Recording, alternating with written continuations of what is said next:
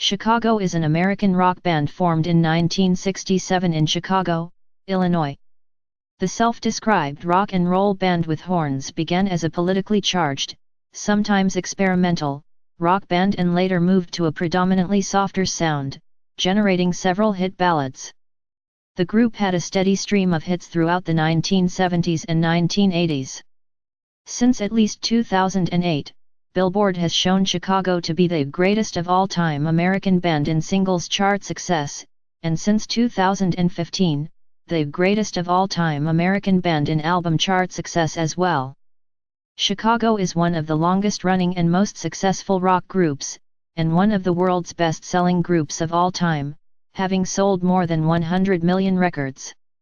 According to Billboard, Chicago was the leading U.S. singles charting group during the 1970s.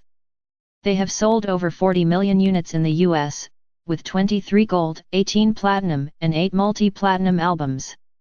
Over the course of their career they have had 5 #1 albums and 21 top 10 singles.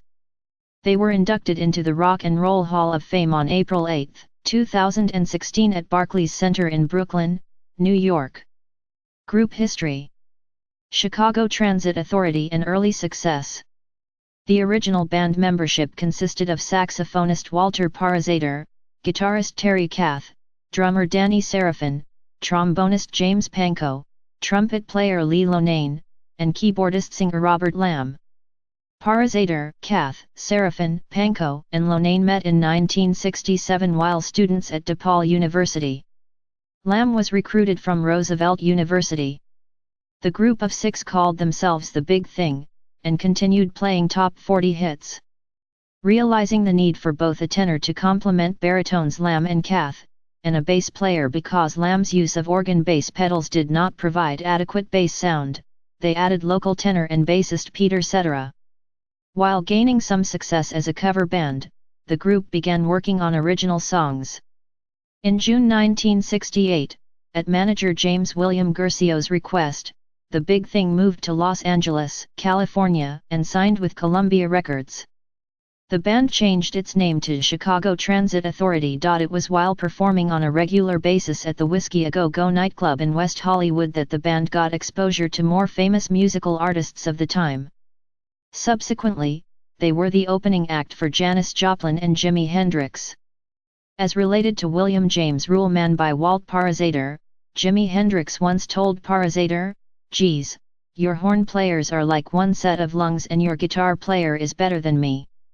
Their first record, April 1969, the eponymous Chicago Transit Authority, is a double album, which is rare for a band's first release. It sold over 1 million copies by 1970, and was awarded a platinum disc. The album included a number of pop rock songs: Does Anybody Really Know What Time It Is, Beginnings, Questions 67 and 68, and One Ma Man, which were later released as singles. After the release of their first album, the band's name was shortened to Chicago. The 1970s, Chicago. The band released a second album, titled Chicago, retroactively known as Chicago 2, which is another double LP. The album's centerpiece track is a 7-part, 13-minute suite composed by Pankow called Ballet for a Girl in Buchanan. The suite yielded 2 top 10 hits, Make Me Smile, No. 9 US, and Color My World, both sung by Kath. Among the other tracks on the album, Lamb's dynamic but cryptic 25 or 6-4, Chicago's first top 5 hit, which is a reference to a songwriter trying to write at 25 or 26 minutes before 4 o'clock in the morning, and was sung by Cetera with Terry Kath on guitar, the lengthy war protest song It Better End Soon, and, at the end, Cetera's 1969 Moon Landing inspired Where Do We Go From Here? The double LP album's inner cover includes the playlist, the entire lyrics to It Better End Soon, and 2 declarations: this endeavor should be experienced sequentially, and, with this album, we dedicate ourselves, our futures and our energies to the people of the revolution. And the revolution in all of its forms. Chicago 3 would contain 2 hit singles. Free from Lamb's Travel Suite would become the album's biggest hit. The band would release LPs at a rate of at least one album per year from their third album in 1971 on through the 1970s. During this period, the group's album titles invariably consisted of the band's name followed by a Roman numeral, indicating the album sequence in their canon. The exceptions to this scheme were the band's fourth album, a live boxed set entitled Chicago at Carnegie Hall, their 12th album Hot Streets, and the Arabic-numbered Chicago 13. While the live album itself did not bear a number, each of the 4 discs within the set was numbered volumes 1 through 4. In 1971, the band released Chicago at Carnegie Hall volumes 1, 2, 3, and 4 consisting of live performances, mostly of music from their first 3 albums, from a week-long run at the famous venue.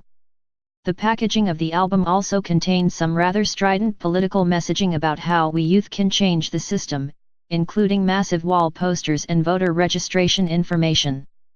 Nevertheless, Chicago at Carnegie Hall went on to become the best-selling box set by a rock act, and held that record for 15 years.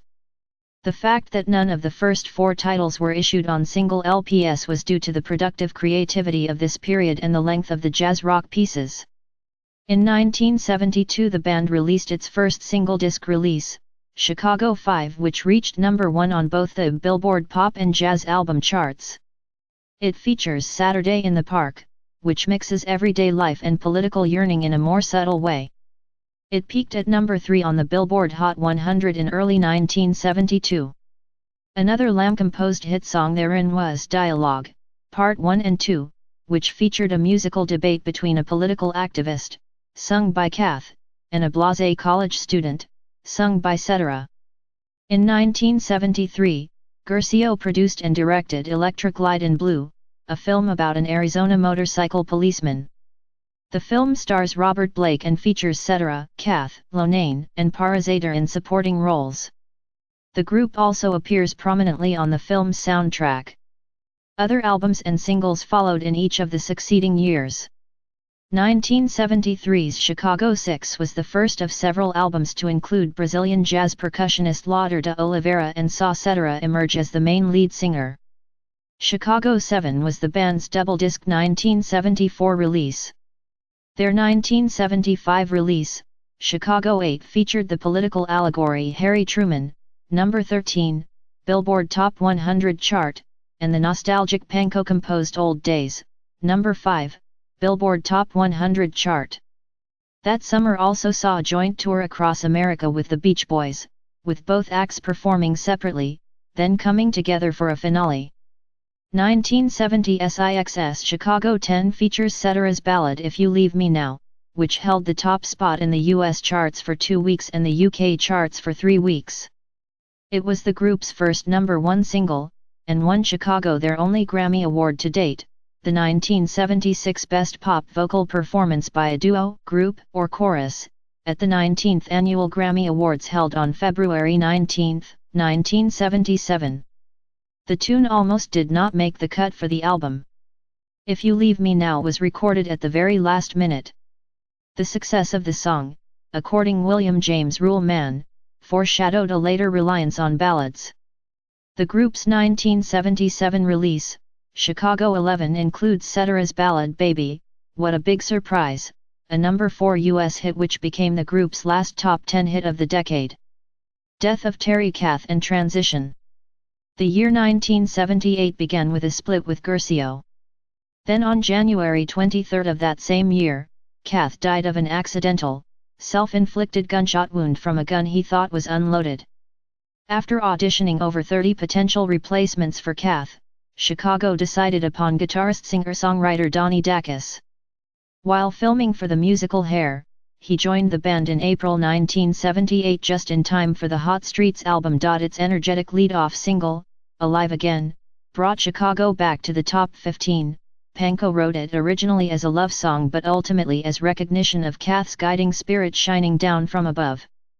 The 1978 album Hot Streets had producer Phil Ramone at the helm. T was Chicago's first album with a title rather than a number, and was the band's first LP to have a picture of the band, shot by photographer Norman Seeff, featured prominently on the cover, with the ubiquitous logo downsized, These two moves were seen by many as indications that the band had changed following Kath's death. To a degree, the band returned to the old naming scheme on its subsequent releases, although most titles would now bear Arabic numerals rather than Roman numerals. Hot Streets, the band's 12th album, peaked at number 12 on the Billboard charts.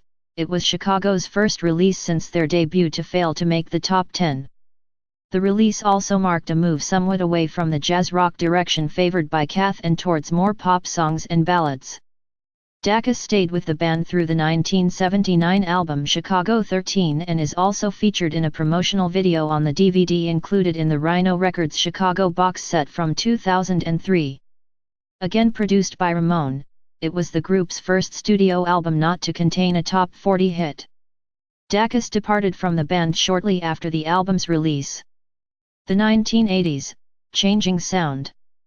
Chicago 14 1980, produced by Tom Dowd, relegated the horn section to the background on a number of tracks, and the album's two singles failed to make the top 40. Chris Pinnock joined the band to handle the guitar duties and would remain through 1985, and the band were also augmented by saxophone player Marty Greb on the subsequent tour. Believing the band to no longer be commercially viable, Columbia Records dropped them from its roster in 1981 and released a second greatest hits volume, also known as Chicago 15 later that year to fulfill its contractual obligation. In late 1981, the band had a new producer, David Foster, a new label, Warner Brothers Records, and the addition of keyboardist, guitarist, and singer Bill Champlin, sons of Champlin. Percussionist Lauder de Oliveira and Marty Greb departed from the band. During Foster's stewardship, less of an emphasis was placed on the band's horn-based sound, being replaced by lush power ballads, which became Chicago's style during the 1980s. The new sound brought more singles success to the band. For the 1982 album Chicago 16, Foster brought in studio musicians for some tracks, including the core members of Toto, and used new technology, such as synthesizers, to update and streamline the sound, further pushing back the horn section, and in some cases not even using them at all. The band did return to the charts with the Cetera-sung ballad Hard to Say I'm Sorry Get Away, which is featured in the soundtrack of the Daryl Hannah film Summer Lovers. 1984's Chicago 17 became the biggest-selling album of the band's history, producing two more top 10, both number 3, singles, You're the Inspiration and Hard Habit to Break. The album included two other singles, Stay the Night, number 16, and Along Comes a Woman, number 14. Peter's brother, Kenny Cetera, was brought into the group for the 17 tour to add percussion and high harmony vocals. By 1985, the band was embracing the newest medium, the music video channel MTV, by releasing music videos for 4 songs. They featured a track titled Good for Nothing on the 1985 Global Activist album, We Are the World. The departure of Cetera. Concurrently with Chicago's existing career, lead vocalist Peter Cetera had begun a solo career.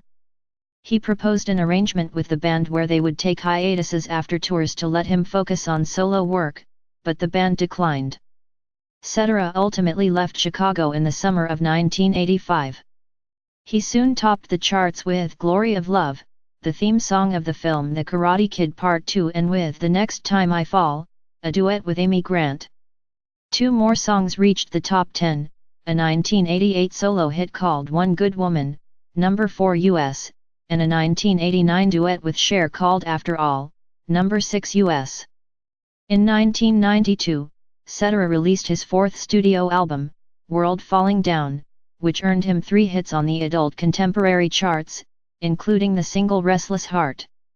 Cetera's former position was filled in September 1985 by bassist-singer-songwriter Jason Scheff, son of Elvis Presley's bassist Jerry Scheff. Longtime unofficial lead guitarist Chris Pinnock also left the group prior to the recording of the band's next album. For the final Foster-produced album, Chicago 18, the band filled Pinnock's spot with several session guitarists, none of whom became band members.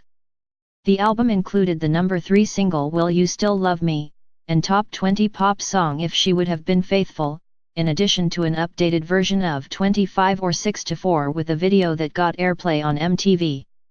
Soon after the album was recorded, the band hired guitarist Dawn Bailey, formerly of Bob Seger's Silver Bullet Band. Bailey and Sheff had previously played in bands together, so Sheff introduced Bailey to the band in time for the Chicago 18 tour. With the 1988 release Chicago 19, the band had replaced producer Foster with CO producers Ron Nevison and Chaz Sanford, and they topped the charts again with the Diane Warren-composed single Look Away. The song ultimately was named as the Billboard Hot 100 #1 Song of the Year for 1989. The album also yielded 2 more top 10 hits, I Don't Wanna Live Without Your Love and You're Not Alone, both with Champlin singing solo lead for the first time, and the Sheff-sung number 55 hit, We Can Last Forever, in addition to including the original version of a top 5 single titled What Kind of Man Would I Be? The latter, sung by Sheff, was remixed for inclusion on the band's forthcoming Greatest Hits record, and 20th album, Greatest Hits 1982-1989, and it was this version that became a hit. The 1990s, More Changes and Stone of Sisyphus. The beginning of the 1990s brought yet another personnel change. Founding member Danny Serafin was sacked, and succeeded in May 1990 by Tries Imboden, a longtime drummer with Kenny Loggins and former session drummer with Peter Cetera. Imboden made his first appearance on the 1991 album 21, which yielded an 11-week stretch on Billboard, a peak at number 66, and the song Chassin' the Wind, which peaked at number 39. 21 would be their last released album of original music for 15 years. The band was recognized with a star on the Hollywood Walk of Fame on July 23, 1992. In 1993, Chicago wrote and recorded their 22nd album Stone of Sisyphus. This album was to have marked their return to their traditional composition of the 1970s, emphasizing major horn accompaniment and a proclaimed edgier sound. However, following a reorganization of the record company, the new executives at Reprise Records, now part of the newly formed Warner Music Group, rejected the completed album. It remained unpublished for 15 years, aside from bootleg tapes and internet files. This contributed to the parting of the band from the record label.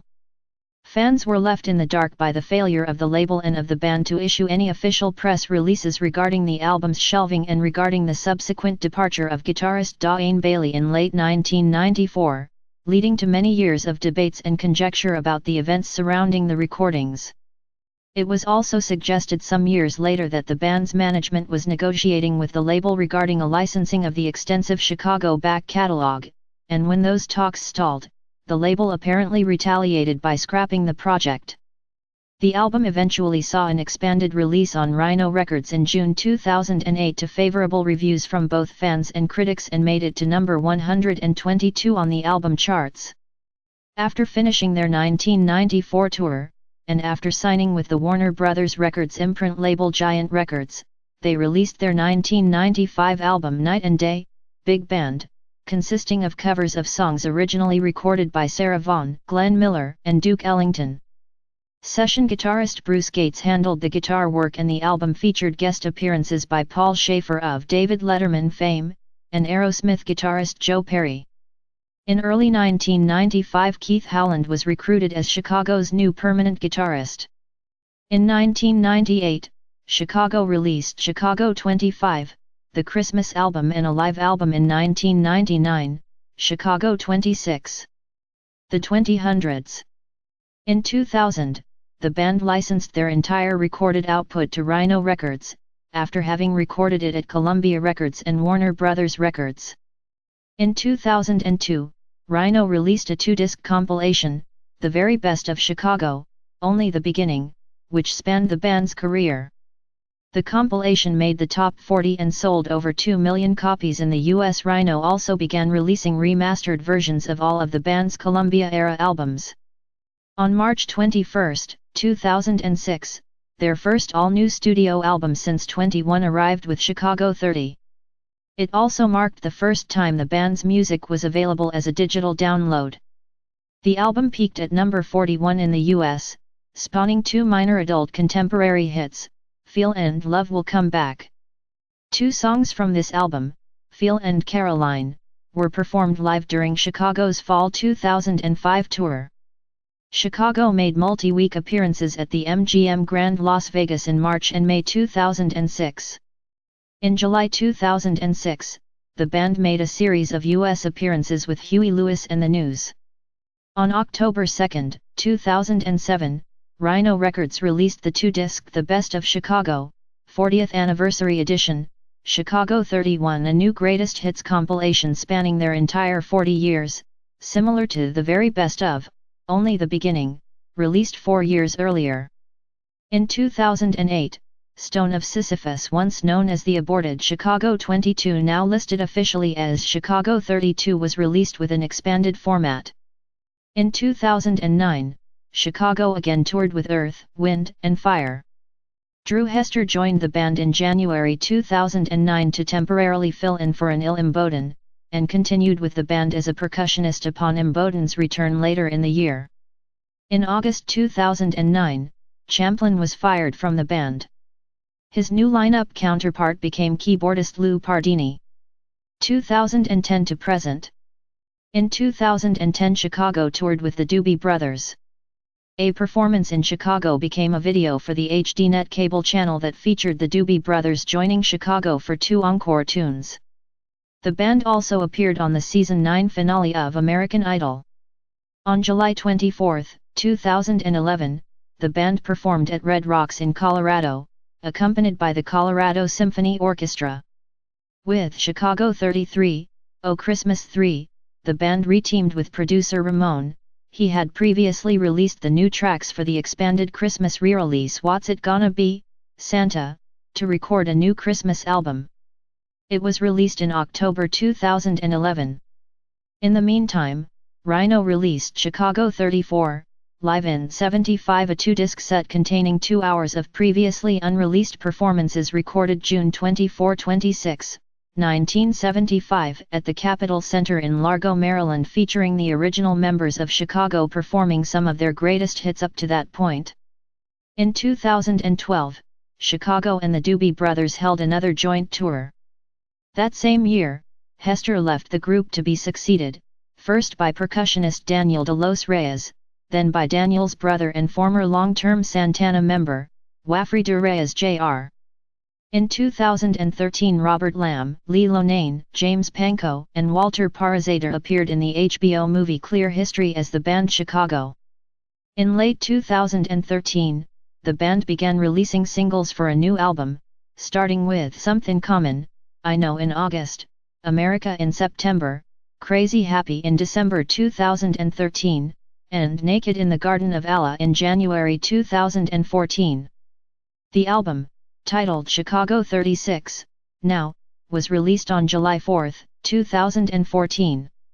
In 2015, Chicago was listed among the nominees for induction into the Rock and Roll Hall of Fame.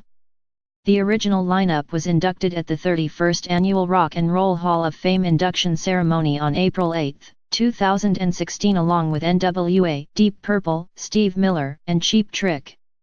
In February 2016, it was announced that original drummer Danny Serafin would join the current lineup of Chicago for the first time in over 25 years for the Hall of Fame induction ceremony. Peter Cetera chose not to attend. Terry Kath's daughter Michelle accepted her father's award. In July 2016, Chicago performed on ABC's Greatest Hits. After taking a temporary leave in May 2016, citing family health reasons, it was announced on October 25, 2016 that Jason Scheff had permanently left Chicago. Jeff Coffey, who had been filling in for Scheff during his absence, was promoted to a full-time member. In January 2017, CNN Films aired a 2-hour biographical documentary film on the group titled Now More Than Ever, The History of Chicago, directed and produced by Peter Pardini. The film was the highest-rated program in its premiere in the 25 to 54 demographic and has an 8.4 rating on IMDb. The film also won the Sedona International Film Festival and Fort Myers Beach Film Festival in 2016. In October 2016, the Songwriters Hall of Fame announced that Peter Cetera, Robert Lamb, and James Pankow are among the 2017 nominees for induction for their songwriter efforts as members of the music group, Chicago. Graphics. Upon being renamed from Chicago Transit Authority to Chicago, the band sported a new logo. Its inspiration was found in the design of the Coca-Cola logo, the attitude of the city of Chicago itself, and in the desire to visually transcend the individual identities of the band's members. It was designed by the art director of Columbia CBS Records, John Berg, with each album's graphic artwork being done by Nick Fosciano. Berg said, "The Chicago logo was fashioned for me by Nick Fosciano from my sketch." The logo would serve as the band's chief visual icon from Chicago 2 onward. In various artistic forms and visual similes, it has been the subject of every subsequent album cover, except the 15th album, Greatest Hits, Volume 2. For example, it appeared as an American flag on 3, a piece of wood on 5, a US dollar bill on 6, an embroidered patch on 8, a chocolate bar on 10, a fingerprint on 14, a computer silicon chip on 16, a parcel on 17, and a mosaic on 18. Chicago IX's incarnation was a caricature of the band itself, in the shape of the logo. The album cover series has endured as a catalogued work of art in its own right, described by Paul Nini of the American Institute of Graphic Arts as a real landmark in record cover design. In 2013, the iconic status of Chicago's album art was featured in a New York Art Museum exhibit, which centered upon 95 album covers completely selected from John Berg's career portfolio of hundreds.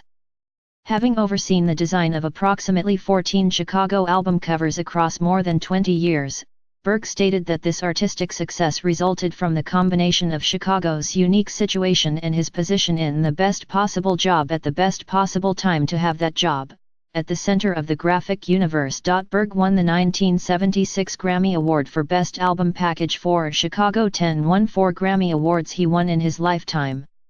The book titled Type and Image, The Language of Graphic Design described the logo as a warm vernacular form, executed in thick script letters with Victorian swashes in the tradition of sports teams and orange crate labels.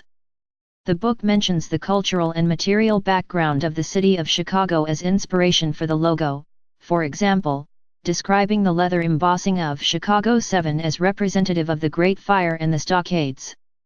The author connects the album art to the atmosphere of the band's namesake city, quoting the band's original manager, James William Guercio, "The printed word can never aspire to document a truly musical experience, so if you must call them something, speak of the city where all save one were born, where all of them were schooled and bred, and where all of this incredible music went down barely noticed, call them Chicago." Personnel. The 4 original remaining members of Chicago are Robert Lamb, Lee Lonane, James Pankow, and Walter Parazater.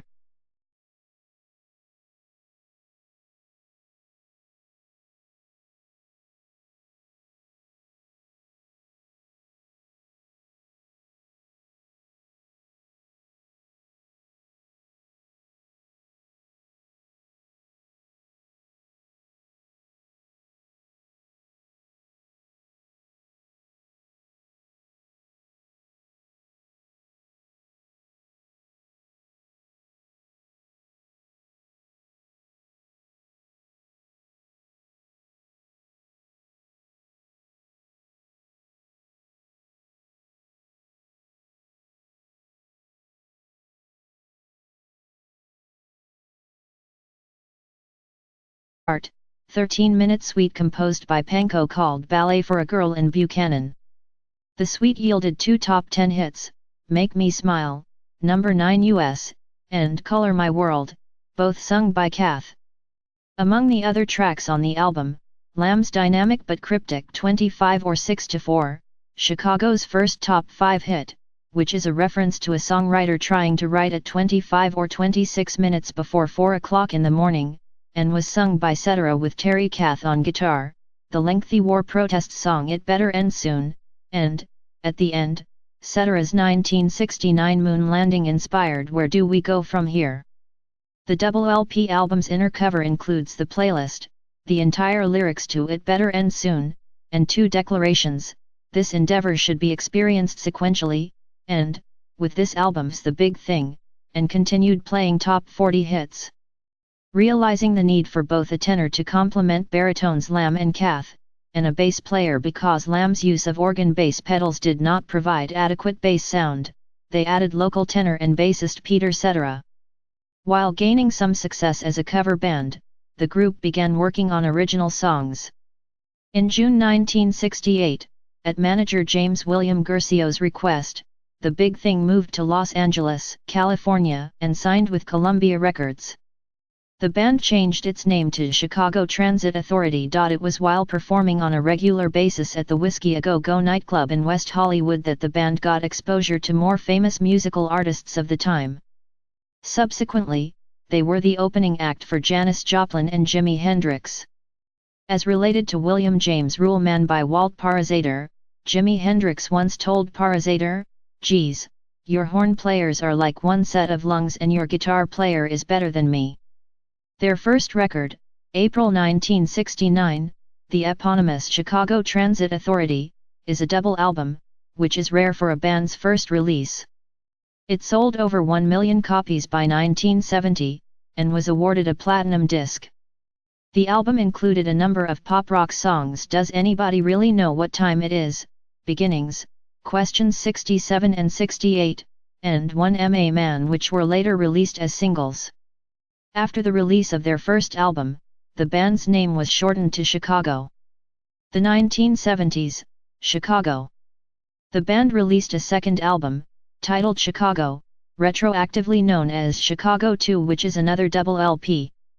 The album's centerpiece track is a 7-part. They have sold over 40 million units in the US, with 23 gold, 18 platinum, and 8 multi-platinum albums. Over the course of their career they have had 5 number 1 albums and 21 top 10 singles. They were inducted into the Rock and Roll Hall of Fame on April 8, 2016 at Barclays Center in Brooklyn, New York. Group history: Chicago Transit Authority and early success. The original band membership consisted of saxophonist Walter Parazaider, guitarist Terry Kath, drummer Danny Serafin, trombonist James Pankow, trumpet player Lee Lonane, and keyboardist-singer Robert Lamb. Parazaider, Kath, Serafin, Pankow, and Lonane met in 1967 while students at DePaul University. Lamb was recruited from Roosevelt University. The group of 6 called themselves Chicago is an American rock band formed in 1967 in Chicago, Illinois. The self-described rock and roll band with horns began as a politically charged, sometimes experimental, rock band and later moved to a predominantly softer sound, generating several hit ballads. The group had a steady stream of hits throughout the 1970s and 1980s. Since at least 2008, Billboard has shown Chicago to be the greatest of all-time American band in singles chart success, and since 2015, the greatest of all-time American band in album chart success as well. Chicago is one of the longest-running and most successful rock groups, and one of the world's best-selling groups of all time, having sold more than 100 million records. According to Billboard, Chicago was the leading U.S. singles charting group during the 1970s.